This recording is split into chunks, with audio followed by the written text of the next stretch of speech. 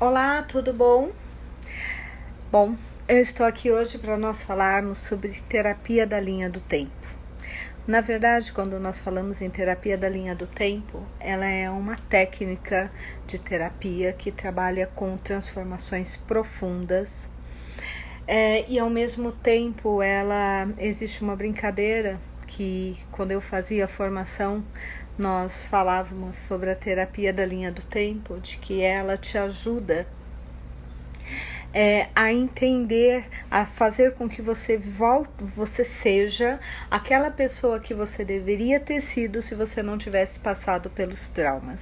Então, primeiro vamos falar um pouquinho o que é a terapia da linha do tempo, né? Bom, como vocês sabem, eu sou psicóloga clínica e uma das linhas que eu utilizo no consultório é a terapia da linha do tempo.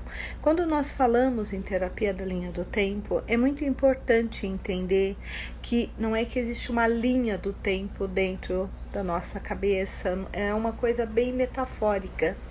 Por quê? Porque, na verdade, quando nós estamos falando da terapia da linha do tempo, nós estamos falando de uma terapia que foi criada em 1985 pelo Ted James e que é considerada uma das terapias mais potentes quando nós estamos falando em transformações humanas. Tá? Então, vamos lá. Nós criamos metaforicamente uma linha do tempo. O que significa isso? Uma linha do tempo é aquilo que me ajuda, bem-vindo a quem está chegando agora, é o que nos ajuda a diferenciar o que ocorreu no passado, o que está ocorrendo no presente e o que vai ocorrer no futuro. Oi, Henrique, boa noite, tudo bom? Então, o que acontece? Se nós não tivéssemos essa linha simbólica, automaticamente nós perderíamos essa noção do que é passado, presente e futuro. O que acontece quando nós falamos da esquizofrenia? Na esquizofrenia, muitas vezes o passado, o presente e o futuro não é tão claro. Por isso que as pessoas muitas vezes, e vocês devem ter assistido Uma Mente Brilhante, onde tem um momento do filme que ele vira para uma aluna e diz: você está vendo essa pessoa? Por quê? Porque ele não tem essa metáfora que nos faz separar passado, presente e futuro. Do mesmo jeito que se nós falamos uma mentira por muito tempo, nós começamos a ter dúvida se aquela mentira ela é mentira ou é uma verdade, porque nós podemos perder essa capacidade de perceber o que é mentira ou não é verdade, o que é real e o que não é real, tá? O que ocorreu no passado ou o que eu imaginei. Então, o que nós fazemos com a terapia da linha do tempo? Como é que você trabalha com ela? Bom, primeiro, é uma técnica, tá? É uma linha de terapia que você consegue ter grandes transformações. Outro ponto é, como é que nós fazemos essa transformação? Então, para entendermos isso, é muito importante nós entendermos como é que é composta a terapia da linha do tempo. Então óbvio, tudo isso são metáforas que nós usamos para entender o cérebro e entender como ele funciona. Eu brinco que quando você entende a terapia da linha do tempo, as suas relações já melhoram, mesmo quando você ainda não passou pela terapia da linha do tempo. Então vamos lá. A terapia da linha do tempo, nós chamamos ela de TLT, então eu vou falar TLT o tempo todo. E eu vou pedir um favor, quem tiver dúvida, pergunta. E se essa pergunta tiver a ver com o que eu vou falar, eu vou dizer, daqui a pouco eu te respondo, tudo bem? Então vamos lá. A primeira coisa que nós precisamos entender é que nós temos linhas tradicionais da terapia da linha do tempo. Nós temos uma linha que nós chamamos de in time. O in time significa o quê? Significa no tempo. Então, normalmente, quem tem uma linha do tempo que é a in time, ela trabalha com o quê? Com o aqui e agora. Normalmente, pessoas que têm essa linha, elas são pessoas emocionais. Como é que eu me identifico na minha linha do tempo? Óbvio, quando você está passando por uma terapia, nós usamos alguns exercícios, algumas técnicas para te ajudar a identificar isso internamente. Mas existem formas pelas quais nós também podemos interpretar isso e entender isso externamente. Primeiro lugar, Quem é em time é como se a memória da pessoa começasse passado, presente, onde eu estou, e futuro. Então, eu estou presa no presente. Então, é muito comum que as pessoas que são em time, elas têm uma dificuldade muito grande de fazer planejamento, de planejar o futuro, de planejar o que elas vão fazer daqui 5, 10, 15 anos. E muitas vezes elas falam, porque eu não consigo lembrar, eu não consigo pensar. Não é isso, é a sua linha do tempo. Tá? Durante muitos anos eu fui uma pessoa muito in time. E o in time, ele tem um problema. Tá? Como nós vivemos no aqui e agora e nós somos emocionais, a nossa dificuldade de planejar, a nossa dificuldade em lidar com o tempo. Tá? O que é lidar com o tempo? Se uma pessoa muito in time, você deve ter um amigo, talvez você seja assim. Tá? Você vai num lugar e você diz, tá, vou passar lá para um cafezinho de 5 minutos. Aí você chega lá, tá tão gostoso, tá tão bom, as pessoas são tão maravilhosas, a comida é gostosa, é tão bom estar ali, você se sente tão acolhido. E quando você vê, você já passou e você já está ali 1, 2, 3, 4, 5, 6 horas e você não viu o tempo passar. Eu lembro de um cliente que eu tinha, o Ricardo, e que ele brincava comigo. Nós vamos começar a nossa sessão de 5 minutos? E eu brincava, como assim 5 minutos? Ele falava assim, a sua sessão dura 5 minutos. Eu falava, não, ela dura 1 hora, 60 minutos. Por quê? Porque quando nós começávamos a trabalhar, ele se envolvia tanto emocionalmente que ele, na verdade, ele não tinha noção do tempo. Óbvio que quando eu trabalhava algum tópico, algum tema que mexia muito profundamente, aí ele brincava, bom, hoje a sessão durou 5 horas. Então, como é que eu identifico? Vamos imaginar que eu acabei de conhecer alguém, eu estou contratando alguém para trabalhar comigo, eu estou buscando um sócio ou uma sócia, e eu quero saber como é que essa pessoa funciona. Em primeiro lugar, como é que ela planeja o futuro? Ela planeja? Como é que eu sei isso? Fazendo perguntas simples, tá? Como, por exemplo, o que você vai fazer daqui a 1 ano? Como é que quanto tempo falta para o seu aniversário? O que você está planejando fazer? Normalmente o in time, ele tem uma, como é que nós dizemos? Uma dificuldade em fazer planejamentos de longo prazo. Quem é casado com uma in time ou in time sabe, você quer planejar as férias e a pessoa diz, não, vamos deixar chegar mais perto? E se eu não estiver vivo? E se eu mudar de ideia? E se eu não quiser fazer mais isso? Então, normalmente eles são pessoas cativantes, emocionais, mas eles se enrolam no tempo. Como? Eles se organizam, para quem está em São Paulo, é como se eu me organizasse para estar às 8 horas da manhã em São Bernardo do Campo, às 10 horas em Guarulhos e ao meio-dia em Campinas. Você vai me dizer, Regina, é impossível. O in time, ele acha que ele vai dar conta. Ok? Até aí? Então, é como se a linha do tempo dele começasse lá atrás, passasse por ele e terminasse lá na frente. E muitas vezes ele não enxerga o lá na frente. Aí nós temos o outro complemento do in time, que é o out time. Tá? Como é que é o out time? Ao contrário do in time, ele é uma pessoa racional. É como se a linha do tempo dele, a memória dele emocional fosse na frente dele. Então ele vê o passado, o presente e o futuro. Normalmente são pessoas que adoram planejamento, eu brinco, eles adoram agenda, eles adoram lista de to-do. Tá? Se você marca com ele, ele vai fazer agenda. Eu tenho uma amiga que ela faz isso e eu acho o máximo, porque eu nunca como uma pessoa com base em time, eu nunca consegui fazer isso. Ela fala, tá, nós temos que chegar, sei lá, no restaurante às 8 horas. Nós vamos levar 40 minutos, então nós estamos dizendo que nós temos que sair daqui 7h20. Mas para nós descermos até a garagem, nós precisamos de mais 10 minutos. Então nós temos que sair daqui 7h10. Tá, mas nós precisamos de 1 hora para nos arrumarmos. Então, nós já dissemos que nós temos que começar a nos arrumarmos às 6h10. E ela vai fazendo, tá, de frente para trás. Ela vai fazendo todo esse planejamento para ela chegar lá com tempo. O InTime jamais vai fazer isso. Eu falo, tá, eu tenho que estar lá que hora? Às 7 horas, às 8 horas. Tá, eu acho que se eu sair daqui umas 7 horas, 7h10, dá certo, dá tempo. Tá, ah não, mas 7h10 não é tão longe. Acho que em 20 minutos eu saio. Eu vou sair 7h40 e normalmente a probabilidade é que eu chegue atrasada. Então, essa é a diferença. O All-Time, ele gosta de fazer planejamento de curto, médio e longo prazo.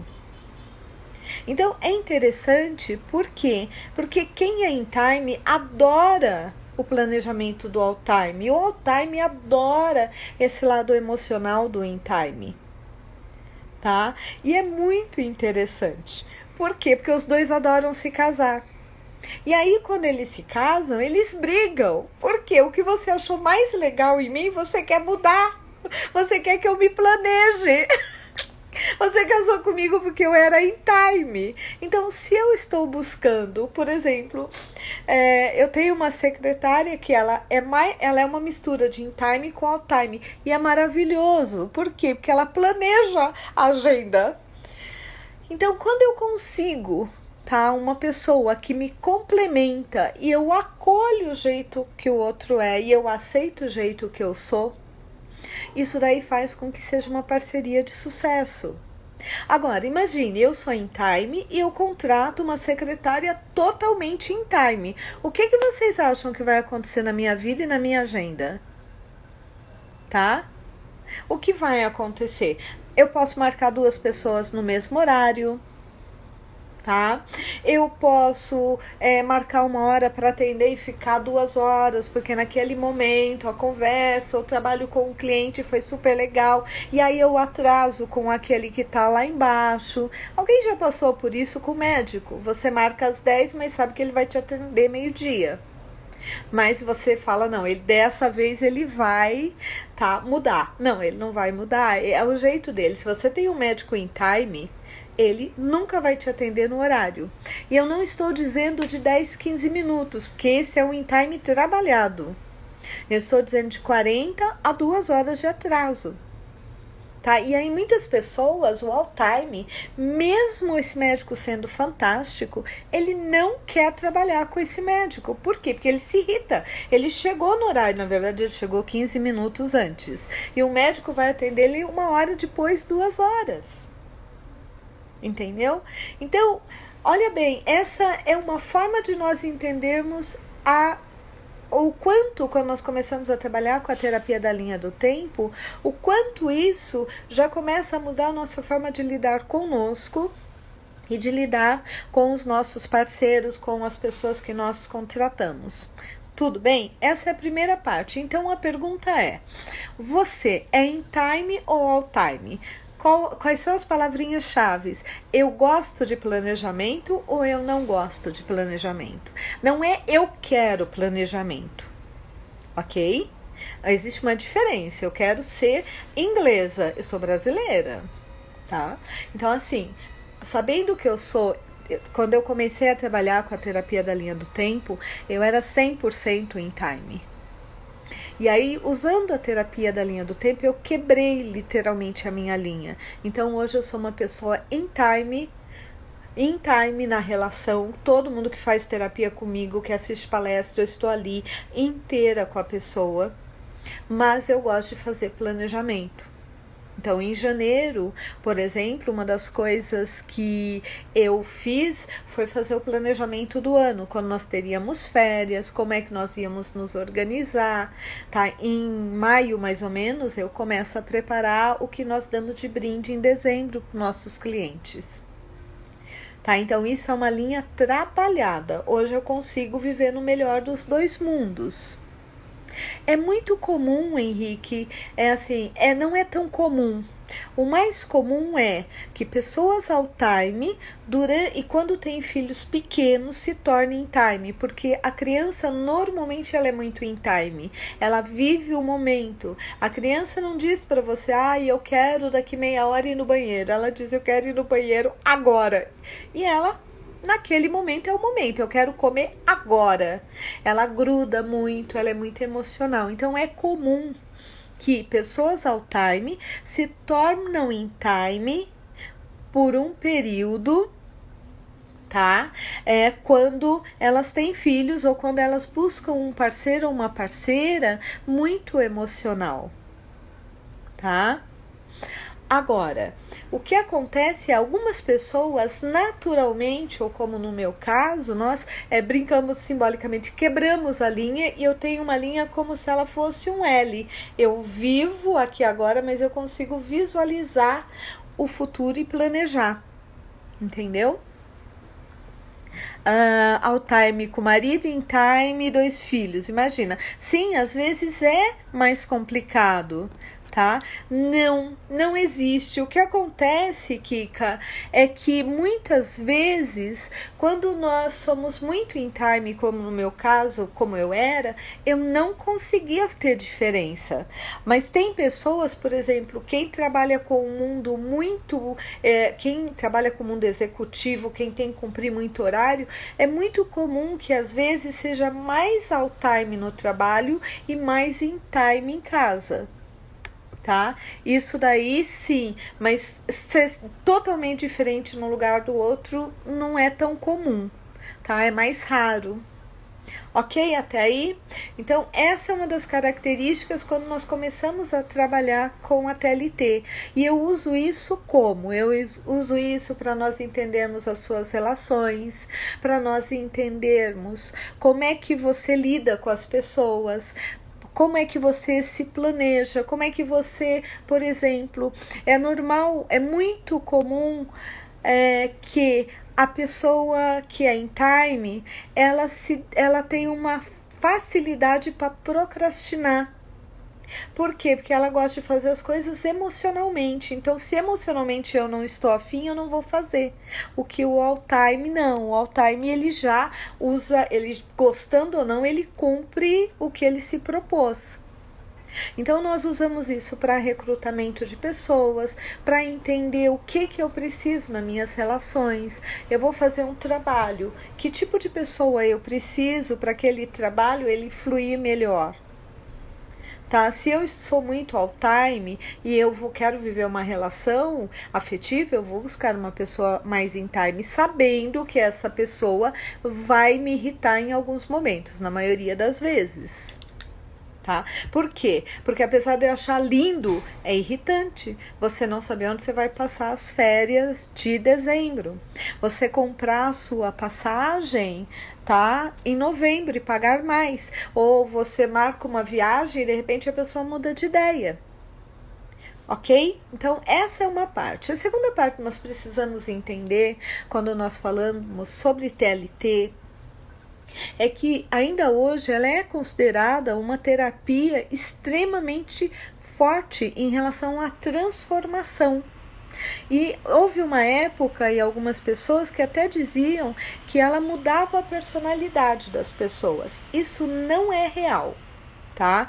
O que acontece é, quando você trabalha com a TLT, é como se eu tirasse todos os seus traumas, e eu vou explicar como é que nós fazemos isso, e eu deixasse você ser a pessoa que você sempre deveria ter sido, sem ter passado por aquelas situações. Então, para isso, nós temos que entender como é que nós funcionamos emocionalmente. Quem participou, eu montei há 2 semanas atrás um grupo chamado Desesperados em Casa e nós trabalhamos só a parte emocional. Então, para quem estava no curso, isso daqui vai fazer muito sentido. Vamos lá, nós temos uma memória emocional, tá? O que significa isso? Significa que eu tenho uma facilidade em lembrar de coisas que tiveram um enfoque emocional para mim. Se eu não tenho um componente emocional em um evento, eu tendo a não lembrar dele. Óbvio, temos algumas pessoas. Olá, boa noite. Nós temos algumas pessoas que têm uma memória diferente. Então, nós temos pessoas que têm memória fotográfica, nós temos pessoas que têm memória por tempo, mas isso não é o comum. Tá? O normal é que a nossa memória seja emocional. Vamos fazer uma brincadeira? Tenta lembrar de um momento da sua infância que foi muito feliz para você. Tá? Enquanto nós falávamos, óbvio que eu também, tá? Lembrei da minha memória. E eu tenho uma memória que é uma memória muito, muito gostosa. Eu tinha mais ou menos 4 anos de idade. Nessa cena está eu. Sim, normalmente, José, nós podemos, pela vida, pelo trabalho, nós podemos ser os dois, tá? O comum é nós sermos 70 para cá e 30 para cá, mas tem gente que consegue ser mais equilibrado. Então você é normal, bem-vindo ao grupo. Então assim, a cena que eu tenho sou eu com mais ou menos uns 4 anos de idade, sentada embaixo de um pé de amora, com meu irmão de 3 anos e o meu primo de 3 anos, e nós estávamos amassando amora e colocando leite moça que minha mãe tinha me dado. E óbvio, nos lambuzamos todo. Quando eu falei isso para vocês, essa é uma memória que eu não tenho há muito tempo. Imagina, mais ou menos uns 40 e poucos anos atrás que aconteceu. Mas na hora que eu comecei a falar com vocês, eu vi a cena. Eu senti o gosto de amora na minha boca. Eu me lembrei eu melecada de leite moça com amora toda manchada. E rindo, porque era muito engraçado. Tá, agora, se você me perguntar o que eu jantei na semana passada, oi Estela, bem-vinda. Eu tenho que parar um tempinho e pensar. Eu tenho que parar e falar, bom, semana que dia? Na quinta-feira passada, eu tenho que pegar minha memória como se fosse um rolo de filme, refazer. E eu lembro que na quinta-feira passada eu tenho ido no consultório pelo menos 2 vezes na semana para ver como é que está a situação, coisas que eu tenho que deixar lá. E eu lembro que eu saí de lá e eu pensei comigo, mais ou menos umas 6 horas, e eu pensei, hoje eu gostaria de comer uma pizza. Eu falei, tá, mas uma pizza é grande, então eu vou comer uma esfirra. E eu pedi para entregarem 2 esfirras na minha casa. Tá, e eu lembro que eu falei, ai, faz tanto tempo que eu não como esfirra. Tá, mas vocês percebem, eu tive que pegar a minha memória, olha o tempo que eu demorei, tá, para lembrar de uma coisa que eu fiz quinta-feira passada. Agora, automaticamente, eu lembrei de uma memória de há mais de 40 anos em questão de segundos. Por isso que quando nós ficamos mais velhos, é muito normal que quem tem, óbvio, né, quem ainda tem os avós, os pais, é muito comum que eles contem sempre a mesma história e que são histórias que têm componentes emocionais. Tá? Por quê? Porque eles lembram disso rapidamente, é o que está na memória deles. Por isso que nós falamos, poxa, eu pergunto o que comeu ontem e não sabe, mas o que ocorreu há 50 anos atrás a pessoa conta em detalhes. Tá? Por exemplo, eu tenho uma cliente, tá? Hoje ela não está mais comigo, ela já teve alta, tá? Ela tinha uma memória que ela só guardava em viagens. Viagens para ela era uma coisa incrível. Uma viagem que ela fez há, sei lá, 40 anos atrás, 50 anos, ela me contava em detalhes. Eu lembro que quando eu falei que eu ia para a Itália, ela me contou qual era o gosto do sorvete italiano e onde eu deveria tomar o sorvete italiano. Entendeu? Então, por quê? Porque para ela ir para a Itália naquela época foi maravilhoso. Então, assim, pensando que a nossa memória é emocional, tá? Ou seja, nós lembramos, é como se a nossa memória fosse como esse colar que eu estou usando. Ou seja, esse colar de pérolas. E eu usei exatamente para essa palestra. Porque eu sempre falo e eu nunca tenho ele na minha mão.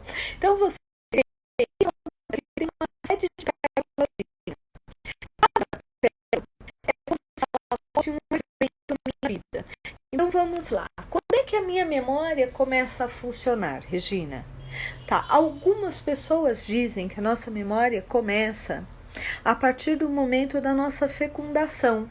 Na TLT, nós falamos que ela começa, nós temos a primeira memória nossa ali consciente na nossa fecundação, mas nós podemos ter as memórias dos ancestrais que nós herdamos. Nós podemos ter memórias de vidas passadas, e aí o que eu sempre falo para as pessoas é: discutir vidas passadas é um tópico que gera muito discussões. Então o que eu digo é: a sua mente, ela guarda tudo que você vive, ela arquiva, ela grava 24 horas do seu dia, todos os dias. Então, o que você já assistiu de filme, o que você já leu, o que você já estudou, você tem condições, tá? Ai, muito obrigada, Ana Teles. Que lindo! Você tem condições de criar 10 vidas passadas com detalhes fantásticos, ok? Então vamos lá. Momento da fecundação, minha primeira memória. Aí eu tenho as memórias de quando eu estava sendo gerada pela minha mãe, ou seja, durante a minha gestação. E aí eu tenho as memórias que vão até os 7 anos. E aí, nesse período, é onde estão as minhas principais memórias. Ok? Por quê? Porque são as memórias que vão dar base para toda a minha linha do tempo. É lá que começou a maior parte dos meus problemas. Ok? E eu tenho as memórias que, como é que eu posso te dizer? São memórias que eu, depois dos 7 anos, eu vou tomando decisões em cima dessas memórias, que nós chamamos de decisão limitantes ou de afastamento. Então, por exemplo, a minha primeira decisão limitante, antes de fazer qualquer formação, eu tenho o hábito de passar por 1 ou 2 anos de terapia naquela linha, para ver se eu gosto, se eu me adapto, se aquilo é realmente o que se fala, ok? E a minha primeira memória de decisão limitante, ela ocorreu aos 2 anos, 2 anos e meio. E nessa memória eu tomei uma decisão na época que dinheiro era uma coisa muito, muito perigosa. Então, até eu começar a estudar a terapia da linha do tempo, graças a Deus, eu nunca tive dificuldade para ganhar dinheiro, eu sempre tive muita facilidade. Mas eu tinha uma dificuldade em manter o dinheiro fenomenal, parece que o dinheiro era perigoso na minha mão, tá? Kika, muito obrigada, Roberta. Então vamos lá. Como é que eu posso dizer? Quando nós falamos que as memórias são emocionais, nós temos que entender que nós temos emoções verdadeiras e emoção de disfarce. O que é uma emoção verdadeira? Emoção verdadeira é aquela emoção que eu vivo visceralmente, eu tenho reações fisiológicas. Como é que eu sei, por exemplo, quando eu estou com uma pessoa, que o que eu estou sentindo é real? Tá? Também estou com muita saudade, Helena. Eu sei que essa emoção é real porque eu sinto ela no meu corpo. Então, muitas vezes nós encontramos alguém e essa pessoa fala: estou muito brava, porque eu tô... E eu olho, não estou sentindo isso, não estou conseguindo me conectar com essa pessoa. Existe uma grande probabilidade de que essa pessoa, bem-vinda, Kátia, ela seja uma pessoa que ela está vivendo uma emoção de disfarce. Então, quando nós somos gerados e quando nós nascemos, nós temos somente 5 emoções, que é a Dona Marta: medo, alegria, raiva, tristeza e amor. E o prazer físico. Ok? Então vamos lá. Na minha família tem o lado italiano, português e alemão, o lado português, africano e indígena, tá? Então vamos lá. Todo mundo que tem herança portuguesa tem uma tendência a saber lidar muito bem com a tristeza, tá? E uma dificuldade em lidar com a raiva. Todo mundo que tem herança africana tem uma tendência, óbvio, eu não consigo ficar só na TLT, então eu vou pedir desculpas, porque eu também estou trazendo alguns conhecimentos de constelação, mas depois de 30 anos atendendo em TLT e com 1000 formações, é muito difícil ser pura e falar só de TLT, tá? Quem tem uma herança africana tem uma tendência à submissão. Por quê? Por conta, o que eu estou falando? Eu estou falando de inconsciente coletivo. Quem tem uma herança indígena tem uma tendência à paralisação. Quem tem uma herança italiana, ela tem uma tendência a lidar super bem com a raiva. Tá? E quando essa herança é muito forte, ela suplanta o português e o alemão do outro lado. Ok? Então, vamos lá. O que significa isso? A família do meu pai sabia e sabe lidar super bem com a raiva. Tanto que eu brinco, nós somos mulheres que a raiva não é um problema para nós. Mas a família da minha mãe, tá? Ela não tem essa mesma facilidade. Tanto que eles são bem mais pacatos. Então, eu fui criada na minha primeira infância perto da família. De quem? Da família do meu pai. Então, eu aprendi muito bem a lidar com a raiva. Então, todas as vezes que eu entro em situações que eu não sei lidar, óbvio, hoje com todo o trabalho já é diferente, tá? Já tá bem diferente. Eu já tenho mais controle sobre isso, mais consciência, eu reajo de uma forma muito mais inteligente. Mas vamos pegar a Regina com 20 anos, tá? Eu lembro que uma vez eu fui assaltada e foi um dia péssimo. Meu chefe tinha brigado comigo, meu namorado tinha brigado comigo, eu tinha perdido a hora e o cara resolveu me assaltar. Eu quase bati nele, tá? Quando ele veio me assaltar, eu fiquei com tanto medo que eu não tive dúvida. Quem ficou com raiva fui eu. E eu lembro da cena dele sentado no meio-fio da rua e eu dizendo: como você ousa me assaltar? Quem é você? Você não tem vergonha? E eu cheguei em casa, quando eu contei pra minha mãe, contei porque eu tava com raiva. Aí minha mãe brigou comigo e eu comecei a chorar. Porque aí eu me dei conta do perigo que eu tinha passado. Como eu não sabia lidar com o medo, eu coloquei a raiva na frente e ela veio com toda a sua majestade, tá? Então, isso é uma emoção de disfarce e uma emoção verdadeira. Qual era a reação verdadeira que eu deveria ter tido naquele momento, aonde eu estava sendo assaltada, tá? Eu sou pequena, eu tenho 1,54 m, tá? Eu fui assaltada por um cara de possivelmente 1,80 m, porque eu batia aqui nele, tá? Eu olhava pra cima. Aí você vai dizer, como é que você fez esse cara ficar com medo? É muito simples, a minha raiva era tão grande que ai dele se ele reagisse. Era capaz de eu bater nele. Tá? Por quê? Porque qual era a reação esperada? Que eu paralisasse, que eu saísse correndo, que eu tivesse as reações do medo. Travasse, paralisasse. Naquele momento, como eu não sabia lidar com essa emoção, o meu sistema disse assim, ó, não sabemos o que fazer com isso. Coloca aí, o que nós temos aí que você lida bem? A raiva. Colocou a raiva no lugar e a raiva veio, como era uma emoção de disfarce, ela veio com toda a sua majestade, ela veio forte, ela durou, tanto que eu saí dali e cheguei em casa ainda com raiva. A emoção verdadeira é como se ela fosse um vulcão. Ela é forte, ela é rápida e ela é intensa.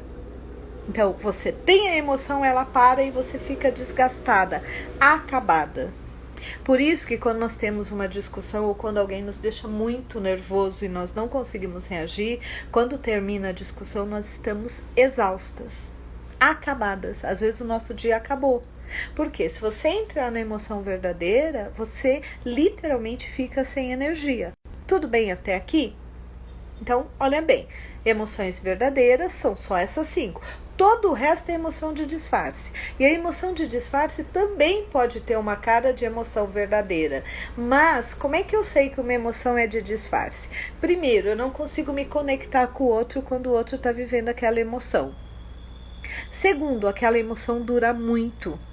Então a pessoa consegue entrar no ódio. O ódio não é uma emoção verdadeira, é uma emoção de disfarce. Você não consegue manter a raiva por mais do que 5 segundos. 5 segundos, 5 minutos é excessivo. É quase o tempo de um orgasmo. Acabou. Para você manter a raiva, você tem que fazer por muito. Tá? Então essas pessoas que têm raiva, uma raiva, normalmente aquela não é emoção verdadeira. É uma emoção de disfarce. Segundo ponto. Então, primeiro ponto, eu não consigo me conectar. Segundo ponto, ela dura muito. Ela é intensa, ela é contínua. Como, por exemplo, uma pessoa que fica com raiva por 1 dia, 2 dias, 1 semana, 1 mês. Cara, ninguém tem energia suficiente para isso. Ok? Então nós temos que lidar com isso, com essas emoções. Me conectei, eu entro no lugar, a pessoa tá chorando, eu começo a chorar com ela, a pessoa tá com raiva, eu fico com raiva com ela, a pessoa tá com medo, eu entro no medo dela, emoção verdadeira, tá? Tanto que a pessoa, quando tá com muito medo, ela paralisa e quando ela relaxa, ela acaba defecando ou urinando nas vestes. Por quê? Porque ela não consegue manter o medo como uma emoção contínua. Ok? Então, como é que se formam essas memórias? Tá lá minha mãe, grávida de mim, da 3ª semana, do 3º mês, e ela decide ir comprar um pãozinho para tomar café da tarde. E ela está voltando e, de repente, um carro bate no outro, ou um carro quase atropela alguém, ou um cachorro pula na grade e ela leva um susto. Ela levou um susto. Ela, naquele momento, ela tem todas as reações fisiológicas do medo, tá? Então vamos lá. Pressão cai de uma vez, por isso que a nossa barriga e as nossas mãos ficam geladinhas. A respiração trava, a pupila dilata e aí ela relaxa. Eu que estou dentro dela não tenho a menor ideia do que ela sentiu. Mas eu tenho a reação fisiológica e eu guardo na minha memória o quê? A reação fisiológica. Por isso que nós falamos que a gravidez ela deveria ser um momento onde nós tenhamos muita calma, muita paz, muita alegria, porque o nosso medo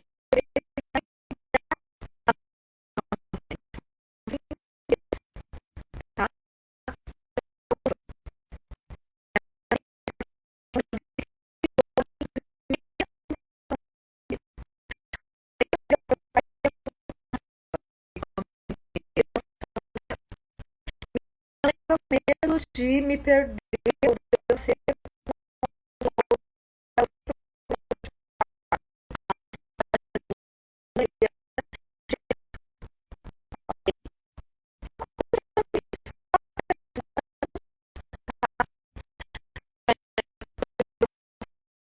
o ano passado.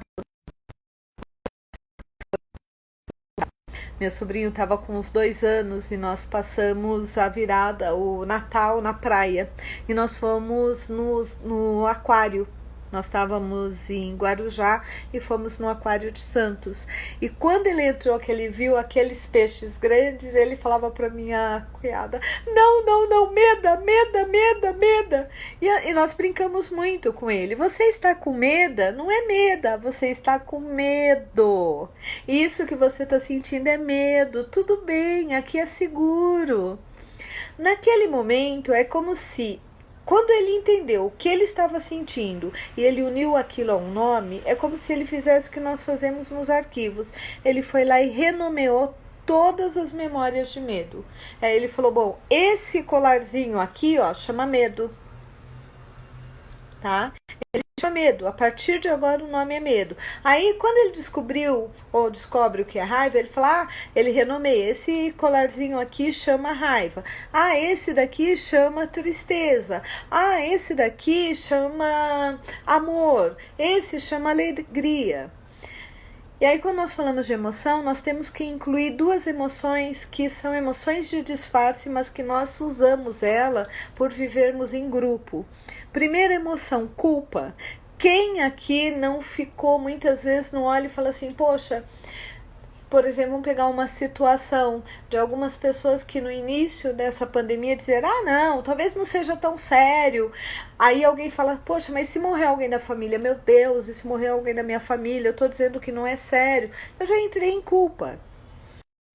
Quem não se sente com culpa pela situação que está vivendo. Às vezes você está ótimo, mas alguém fala alguma coisa e você entra na culpa. Então, a culpa, ela é uma emoção que ela só existe porque nós vivemos em sociedade. E dependendo da nossa cultura, dependendo da sociedade, os valores e a religião, a culpa tem significados diferentes para cada pessoa. Por isso, quando eu me caso, eu espero que o meu parceiro ou a minha parceira, ela tenha os mesmos valores que o meu. Ela tem, só que a ordem desses valores não é a mesma que a minha. Tá? Por quê? Porque eu fui criada numa família e ela em outra. E o que é culpa para ela não é culpa para mim, por exemplo. Por exemplo, na minha família, eu fui criada a não mentir, a falar a verdade. E eu me sinto culpada se eu minto para alguém ou conto uma meia verdade. Eu me sinto extremamente incomodada. Por quê? Por conta da minha família e da criação que eu tive. Talvez para uma outra pessoa, o fato de mentir ou não contar uma verdade não tem o menor problema. Ok? E a outra é a mágoa, que na verdade nós brincamos, é a má água. Por isso que o homem tem uma dificuldade tão difícil de entender o que é a mágoa. E mulher entende muito bem, porque tudo nós choramos, quando nós não choramos, nosso coração fica apertado. O homem, muitas vezes, ele não sabe lidar com isso e nem nomear. Então, quando eu digo, eu estou magoada com você, ele olha e fala, hã? Como assim magoada? Ele até entende o que é a mágoa, mas quando você vai trabalhar um pouco mais profundo, a minha experiência mostra que para eles é muito difícil entender isso, porque essa coisa mais sutil não é tão compreensível, mas também a mágoa ou a má água que nós guardamos, ela está muito ligada à nossa criação.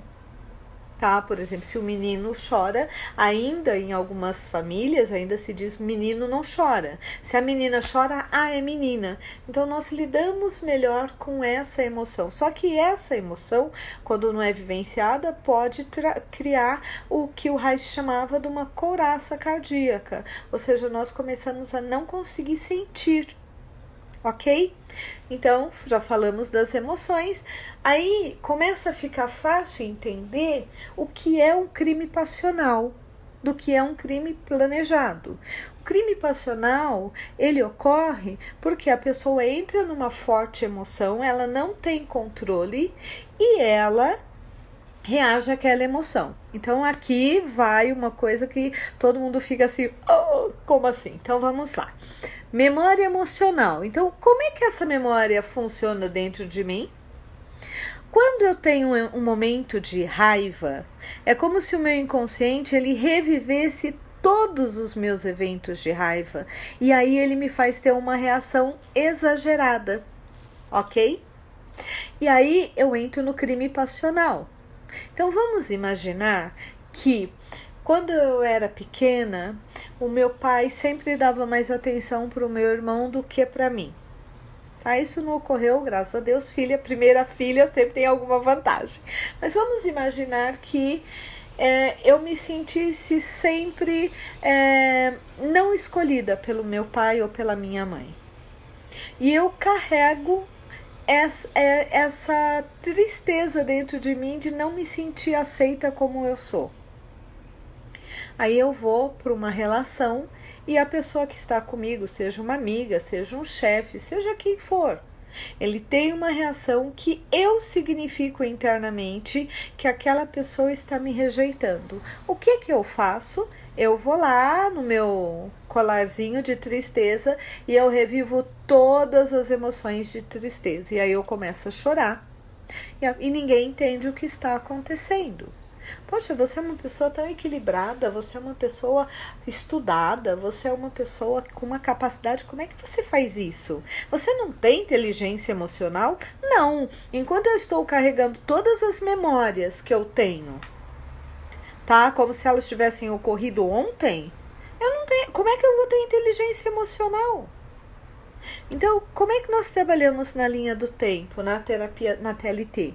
A primeira coisa é identificar se você é em time ou time. Por quê? Porque nós trabalhamos com a hipnose ericksoniana. Então, isso me ajuda a te ajudar a caminhar na sua linha do tempo e a te levar para o passado. Lembram quando eu falei o que ocorreu de legal quando você era criança? Qual a memória boa que você tem?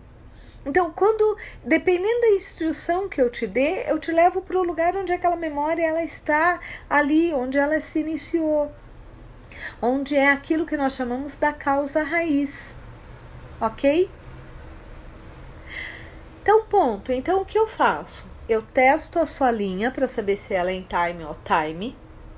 Eu te explico sobre emoções e nós vamos fazer o primeiro movimento da TLT, que é limpar as emoções básicas: medo, raiva, tristeza, mágoa e culpa. Então, o que eu faço?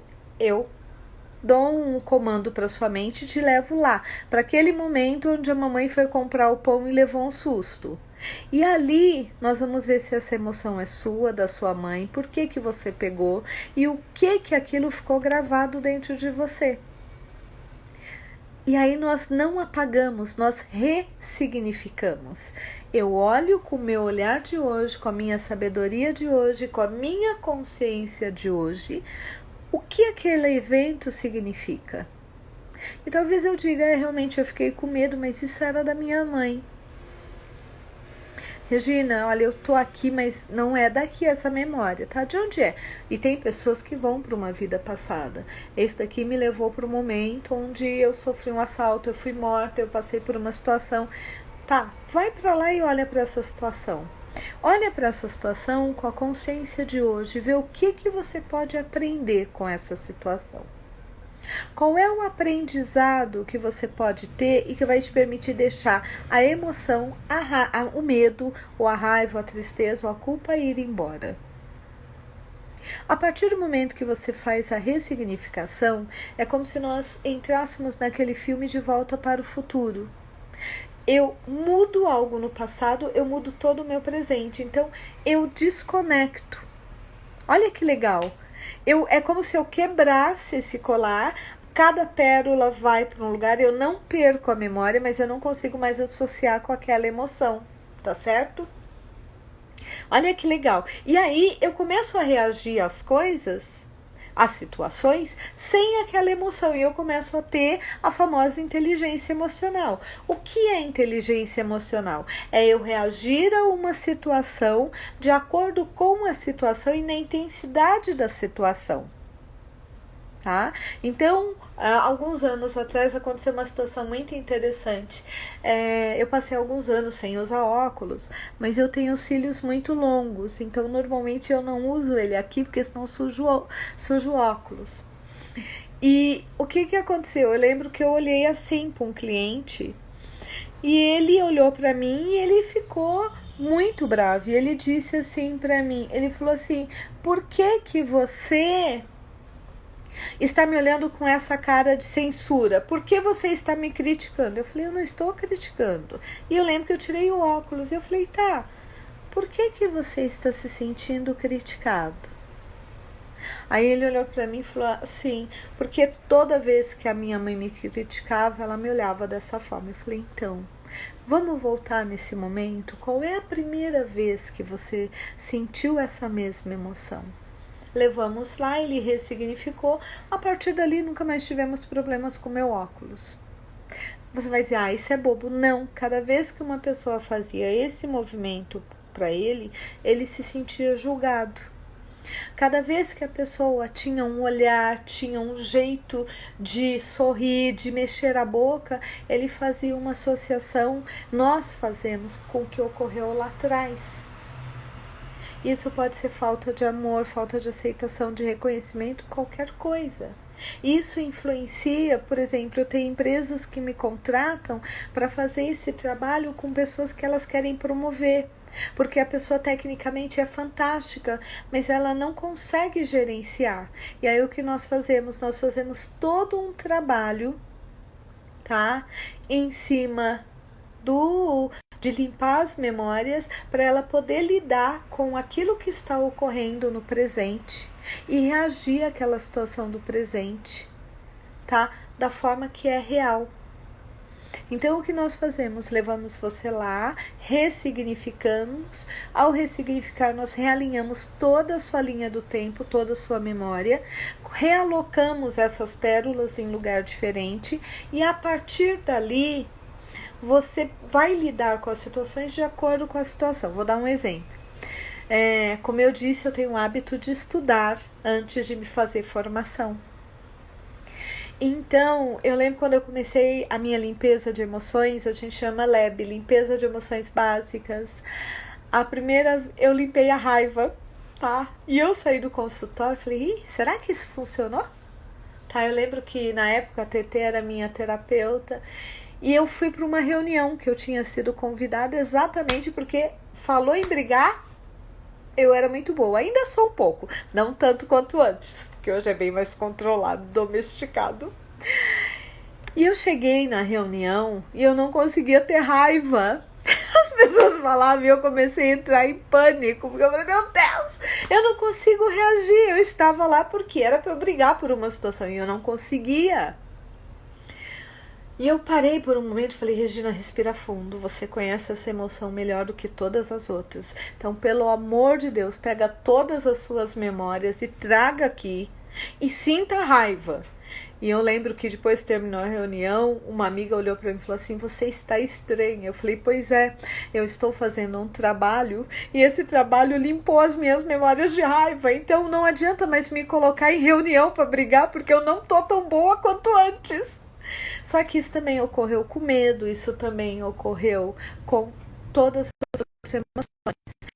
É óbvio, eu comecei a reagir de uma maneira mais tranquila, e as pessoas começam a dizer inteligência emocional,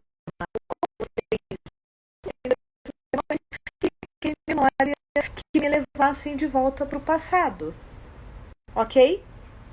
Então vamos lá.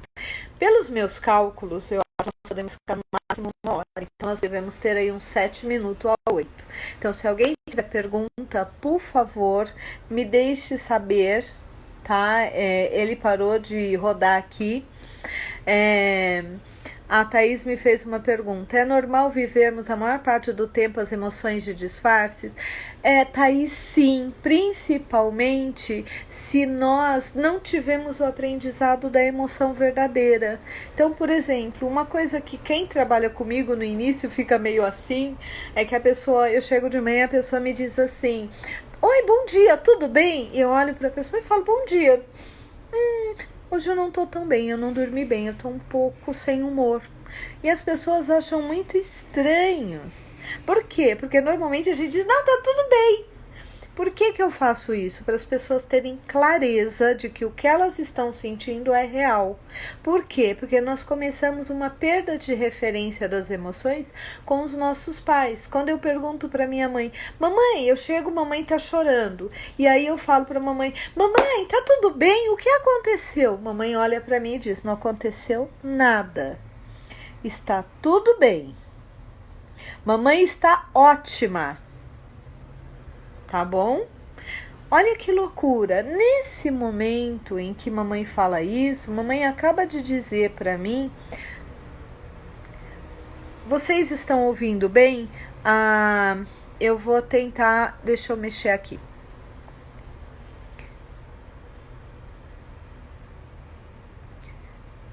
Ok, tá ouvindo? Eu vi que o som estava ruim, 1000 perdões, tá? E aí, o que acontece? Naquele momento, mamãe me diz que o que eu estou sentindo, tá? Não era efetivamente, não é o que ela está sentindo, então eu estou enganada, eu não tenho clareza do que eu estou sentindo, e aí eu vou me perdendo, e chega uma hora que eu não tenho mais uma referência interna, tá? São reais ou não, e aí eu começo a viver mais a emoção de disfarce do que a verdadeira, porque eu não consigo identificar mais o que é verdadeiro ou disfarce para mim. Respondendo uma pergunta, normalmente a terapia da linha do tempo, nós trabalhamos com no máximo 10 sessões. Porque você faz a limpeza das emoções básicas e aí você também faz a limpeza das decisões limitantes. Então, nós temos dois tipos de decisões. Decisão limitante, que é quando eu tomo uma decisão em cima de uma emoção e ali eu coloco uma limitação. Por exemplo, com 2 anos, meus pais deveriam estar conversando normal, eu como uma criança pequena sentada no chão brincando, para mim meu pai estava gritando e a cena que eu tenho na minha memória, que eu já limpei, óbvio, era meu pai dizendo o seguinte: ter dinheiro é muito perigoso, é isso que dá ter dinheiro. O que eu guardei dentro de mim? Que era perigoso ter dinheiro. Então toda vez que eu ganhava dinheiro eu tinha que me livrar do dinheiro, tá? Então, isso é uma decisão limitante, quando eu ponho uma limitação. Eu tenho a decisão de afastamento, que é quando eu começo a buscar o que eu não quero. Aí, sabe o que é? Não é que eu queira ter dinheiro, eu só não quero ser pobre. Eu vou ser pobre, porque meu foco está em ser pobre. Ok? O José fez uma pergunta, numa linguagem junguiana, essas memórias que vêm à tona da minha infância, podem estar relacionadas com os complexos? Podem sim, José. Pode, com certeza. Aí eu já não tenho controle em relação ao delay, Rosângela, por causa da internet mesmo. Ok? Então, eu tô rodando aqui para ver se tem mais perguntas. Dá sim, Thaís, dá para fazer online. Hoje eu tenho clientes que estão no interior de São Paulo ou fora do Brasil e que eu estou usando estou fazendo a terapia da linha do tempo online. E ela tem uma coisa que é muito legal, tá? Estela, o fato de você ser atriz ou não, a Estela perguntou, então eu não poderia fazer essa terapia pelo fato de ser atriz? Não.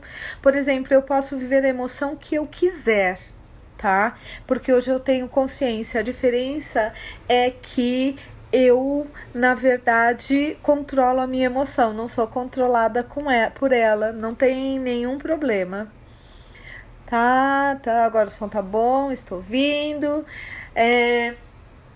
Então, assim, isso faz com que, quando nós falamos na terapia da linha do tempo, ela é uma terapia breve.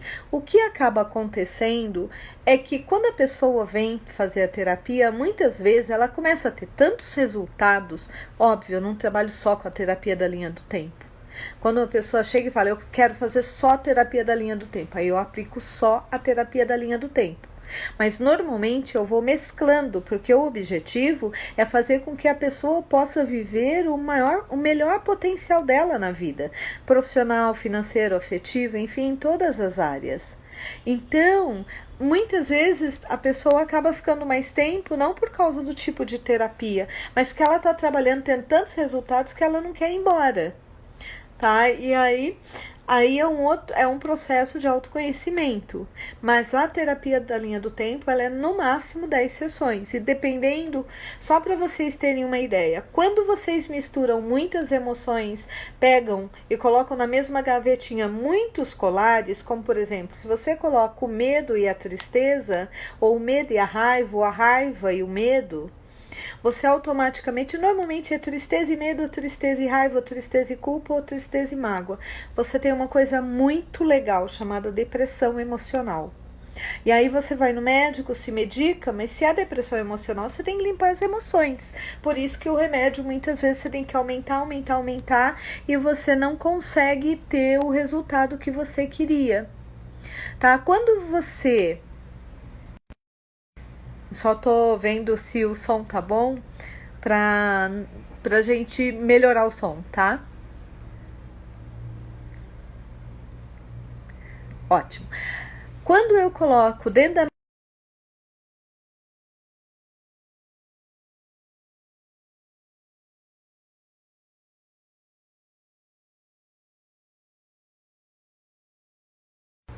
Por quê? O que é a síndrome do pânico? Bom, primeiro, o que é a depressão emocional? É quando eu tenho um excesso de raiva e um excesso de tristeza.